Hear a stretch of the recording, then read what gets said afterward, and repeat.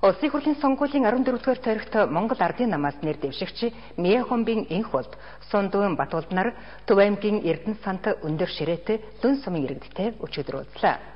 Монгол Ардын намаас сонгогчдод санал болгож байгаа Миний Монголын хөтөлбөрт хоршоолыг хөгжүүлж, жижиг дунд үйлдвэрлэлийг олноор бий болгосноор хөдөөр нутгийг суурин газар шиг хөгжүүлэх боломжийг бий болгохоор төлөвлөж байна. Цовж явсан барснаас цуглаж суусан шаазгаа дээр гэдэг ганц нэгээр ажилласнаас хамтаараа хоршиж ажиллах нь илүү үр дүнтэй байдгийг олон улсын жишээ харуулсан. Тэгвэл Монгол Ардын намын хөгжлийн хөтөлбөрийн ойрын 4 жилд хэрэгжүүлэх Миний Монголын хөтөлбөрт хоршоолыг дэмжсэн тодорхой бодлого тусгагдчихжээ.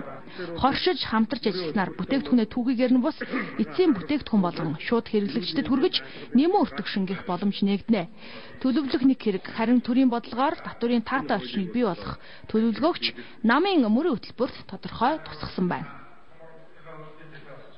Энэ жижиг дунд үйлдвэрээ цааш нь хөгжүүлэх, хоршоолын хэлбэрээр, нөхрөлийн хэлбэрээр энэ үйлдвэрлэлийг хөгжүүлэхдээ бол татврын бага тогтоож, ашиг орлогын ихэж, хүмүүсийн сонирхлыг бий болгож, амьдрал нөлөөлөх ёстой гэж. Нэмэгдсэн өртгийн албан татврын босхийг 200 сая төгрөг хүргье гэж.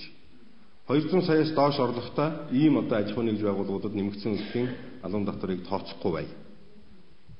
Зарим гол нэрийн хүнсний бүтээгдэхүүнд нэмэгдсэн өртгийн албан татвараас чөлөөлөх ийм бодлогыг хэрэгжүүлье. Тухайлбал мах, гурил.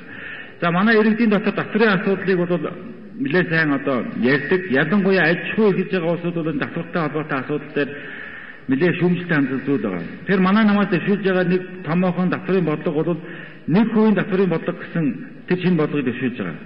Тэгэхээр 50 сая хүртэл төгрөгийн борлуулалтын орлоготой хоршоо, аж ахуй нэгж, нөхөрлөл юу байдгийг компаниуд өдрөл болгон татврын тооцоо за би тэдний ашигтай ажилласан тэдэн хувийн татвар төлнө гэж явахгүйгээр ерөөсөө 1% татвараа төлөөл өөрийнхөө орлогыг үнэн зөв гаргаад явж явах тэр болсон өслөг үдээс 1% татврын орчим бий болгоно гэж үзэж байгаа.